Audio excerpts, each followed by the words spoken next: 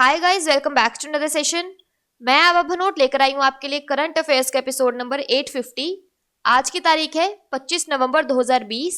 हमारे दो चैनल्स हैं, पिनाकल और फ्रंटियर आईएएस, और अगर अभी तक आपने चैनल्स को सब्सक्राइब नहीं किया है तो सब्सक्राइब करना बिल्कुल ना भूलिएगा। साथ ही साथ इस बेल आइकन को जरूर दबाना है ताकि हमारी आने वाली हर वीडियो की नोटिफिकेशन आपको मिल सके। हमारी दो वेबसाइट्स हैं, sscglpinacle.com और baljeethacker.com। इन दोनों को विजिट करना बिल्कुल ना भूलिएगा।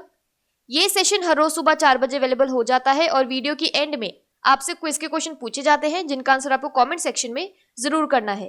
साथ ही साथ हमारे दोनों टेलीग्राम हैंडल्स फ्रंटियर आईएएस और एसएससी पिनेकल ऑनलाइन को ज्वाइन जरूर करना है for daily videos, PDF and monthly magazine.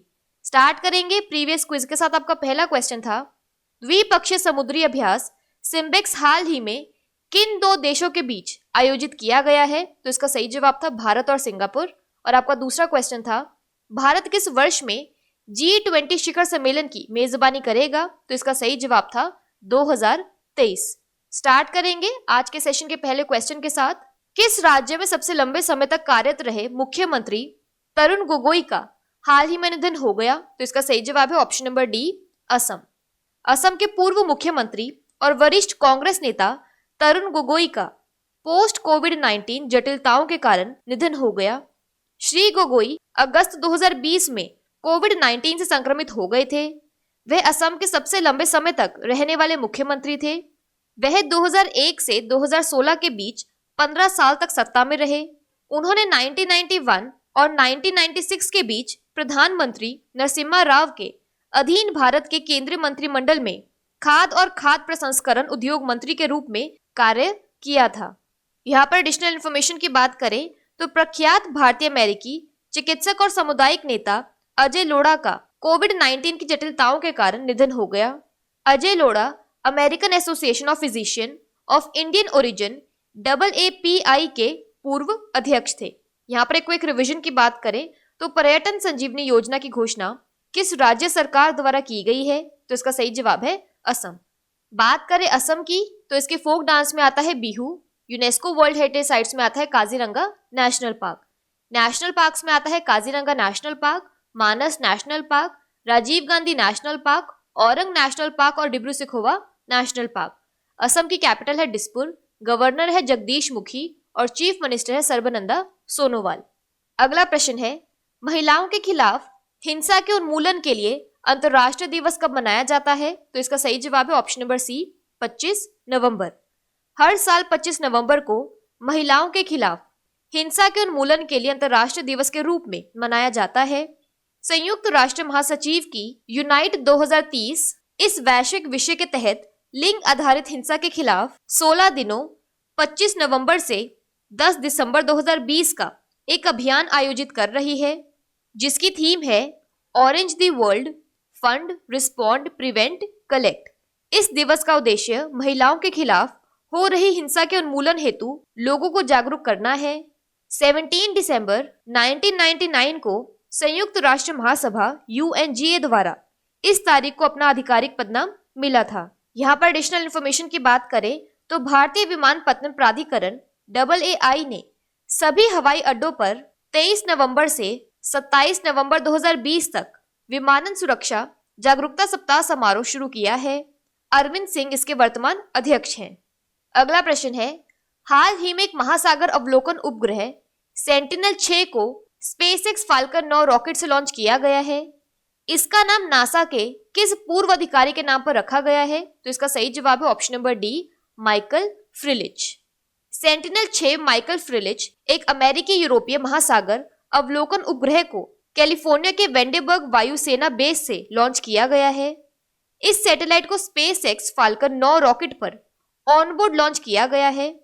इसका नाम नासा के पूर्व अधिकारी माइकल फ्रिलिच के नाम पर रखा गया है जिनका हाल ही में निधन हो गया। उन्होंने अंतर्राष्ट्रीय आधारित समुद्र विज्ञान के विकास में महत्वपूर्ण भूमिका निभाई थी। माइकल फ्रिलिच 2006 से 2009 तक नासा मुख्यालय में विज्ञान मिशन निदेशालय में पृथ्वी विज्ञान प्रभाग के निदेशक थे। कोपरनिकस सेंटिनल-6 मिशन यूरोपीय अंतरिक्ष एजेंसी ESA, नासा और अमेरिका के राष्ट्रीय महासागरीय और वायुमंडलीय प्रशासन का एक सहयोग है। सेंटिनल-6 प्रत्येक 10 दिनों में ग्रह के 70% को कवर करने वाले महासागरों के नक्शे को अपडेट करेगा।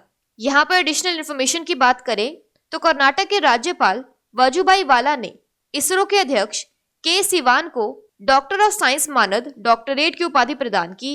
विश्वेश्वरैया प्रौद्योगिकी विश्वविद्यालय ने उन्हें डॉक्टरेट की उपाधि प्रदान की है। अगला प्रश्न है, एशिया प्रशांत आर्थिक सहयोग बैठक 2021 की मेजबानी कौन सा देश करेगा? तो इसका सही जवाब है option number C, New Zealand. Asia प्रशांत आर्थिक सहयोग हाल ही में मलेशिया द्वारा आयोजित किया गया था।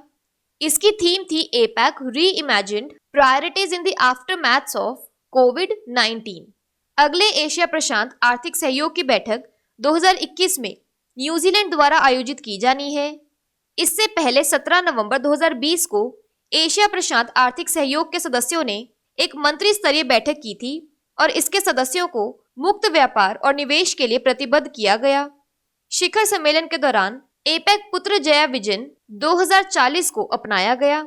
यह 2040 तक एक खुले और शांतिपूर्ण एशिया प्रशांत समुदाय की कल्पना करता है। यहाँ पर एडिशनल इंफॉर्मेशन की बात करें तो समूह के सदस्य ऑस्ट्रेलिया, ब्रुनेई, कनाडा, चीन, हांगकांग, चिली, जापान, इंडोनेशिया, दक्षिण Korea, Malaysia, Mexico, Peru, New Zealand, Papua New Guinea, Philippines, रूस, थाईलैंड, सिंगापुर, ताइवान और अमेरिका है। भारत वर्तमान में समूह में पर्यवेक्षक के रूप में शामिल है। यहाँ पर एक रिवीजन की बात करें तो एपेक का मुख्यालय सिंगापुर में है और इसके कार्यकारी निदेशक हैं डॉक्टर रेबेका फातिमा स्टामारिया। बात करें न्यूजीलैंड की तो इसकी कैपिटल है वेलिंगटन और करेंसी है न्यूजीलैंड डॉलर। अगला प्रश्न है, इंटरनेशनल पब्लिशर्स एसोसिएशन की अध्यक्ष नियुक्त होने वाली पहली अरब महिला कौन बनी है? तो इसका सही जवाब है ऑप्शन नंबर बी, शेखा बुडौर। यूएई की शेखा बुडौर इंटरनेशनल पब्लिशर्स एसोसिएशन अंतर्राष्ट्रीय प्रकाशक महासंघ की अध्यक्ष नियुक्त होने वाली पहली अरब महिला बन गई हैं। वह जनवरी 2021 में आधिकारिक रूप से पद ग्रहण करेंगी। यह घोषणा virtual international publishers association general assembly Congress में की गई थी। शेखा बुडौर अर्जेंटीना की एना मारिया कैबनेलेस के बाद इस पद पर नियुक्त होने वाली विश्व की दूसरी महिला बनी, जिन्होंने 2004 से 2008 तक एसोसिएशन के उपाध्यक्ष और अध्यक्ष के रूप में काम किया। पिछले 2 वर्षों से शेखा बुडौर अल कासिमा IPA के उपाध्यक्ष के रूप में कार्य कर रही हैं। अगला प्रश्न है, श्री रविशंकर प्रसाद ने हाल ही में किस गवर्नेंस ऐप का अंतरराष्ट्रीय संस्करण लॉन्च किया है? तो इसका सही जवाब है ऑप्शन नंबर बी, उमंग। उमंग ऐप की तीसरी वर्षगांठ को चिन्हित करने के लिए श्री रविशंकर प्रसाद की अध्यक्षता में एक ऑनलाइन सम्मेलन आयोजित किया गया है।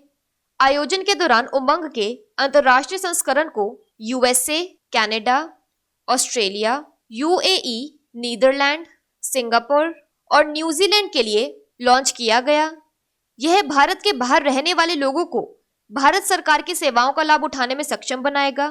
उमंग ऐप या unified mobile application for new age governance एक एकीकृत मल्टी चैनल और मल्टी सर्विस मोबाइल ऐप है। इसे 2017 में प्रधानमंत्री नरेंद्र मोदी द्वारा लॉन्च किया गया था। अगला प्रश्न है, इकोनॉमिस्ट इंटेलिजेंस यूनिट की नवीनतम रिपोर्ट के अनुसार 2020 में विश्व का सबसे महंगा शहर कौन सा है? तो इसका सही जवाब है option number C, Hong Kong. The Economist Intelligence Unit EIU ने 2020 में दुनिया के सबसे महंगे शहरों की world wide cost of living WCOL report जारी की है। हांगकांग चीन, पेरिस फ्रांस और ज्यूरिख स्विट्जरलैंड 133 शहरों की सूची में सबसे महंगे शहरों के रूप में शीर्ष स्थान साझा करते हैं। दमिश्क Syria, Tashkent Uzbekistan, Lusaka Zambia इस सूची में सबसे सस्ते शहरों के रूप में अंतिम 3 स्थानों पर रहे। भारत से दिल्ली सूची में 121वें स्थान पर है। अर्थशास्त्री इंटेलिजेंस यूनिट का मुख्यालय है लंदन, यूनाइटेड किंगडम्स में। यहाँ पर एक क्विक रिवीजन की बात करें तो भारतीय सुपर कंप्यूटर परम सिद्धि ने दुनिया के 500 सबसे शक्तिशाली सुपर कंप्यूटरों की सूची में 63वां रैंक हासिल किया है। अगला प्रश्न है, हाल ही में कोविड-19 महामारी के कारण भारतीय अंतर्राष्ट्रीय चेरी ब्लॉसम महोत्सव को रद्द कर दिया गया है। यह किस राज्य में आयोजित किया जाता है? तो इसका सही जवाब है option number D, Meghalaya. India international cherry blossom festival हर साल नवंबर की शुरुआत में मेघालय द्वारा आयोजित किया जाता है। कोविड-19 महामारी के मद्देनजर इस साल इसे रद्द कर दिया गया है। इस महोत्सव में लाइव संगीत, भोजन, सौंदर्य प्रतियोगिता आदि का प्रदर्शन किया जाता है। चेरी ब्लॉसम त्योहार मिशिगन का एक राष्ट्रीय त्योहार है। यह जापान में भी मनाया जाता है।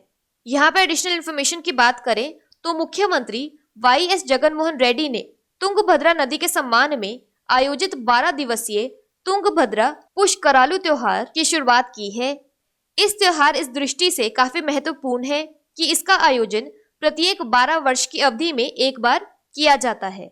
बात करें मेघालय की तो इसकी कैपिटल है शिलोंग, सीएम है कोनराड संगमा और गवर्नर है सत्यपाल मलिक।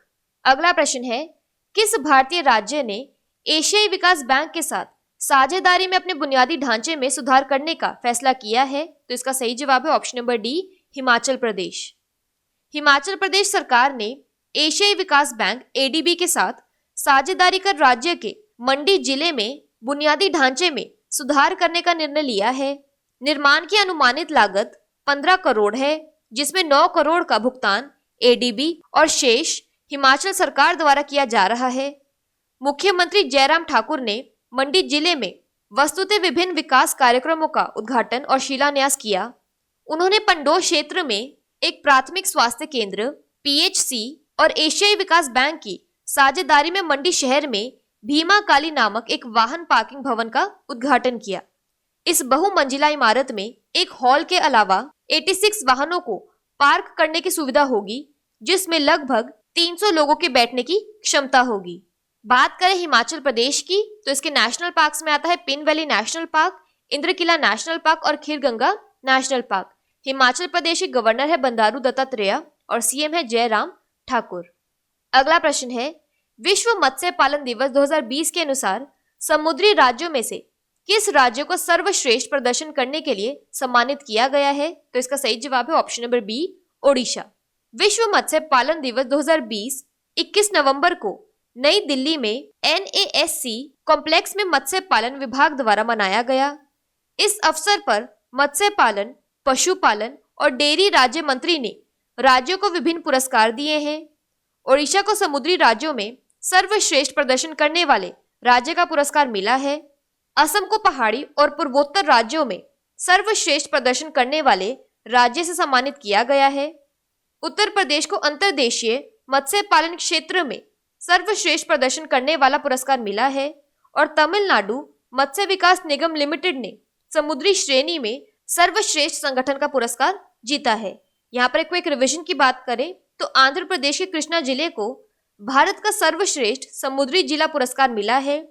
ओडिशा के कालाहांडी जिले ने भारत के सर्वश्रेष्ठ इनलैंड जिले का पुरस्कार जीता है और नागांव असम को भारत का सर्वश्रेष्ठ पहाड़ी और पूर्वोत्तर जिला पुरस्कार मिला है।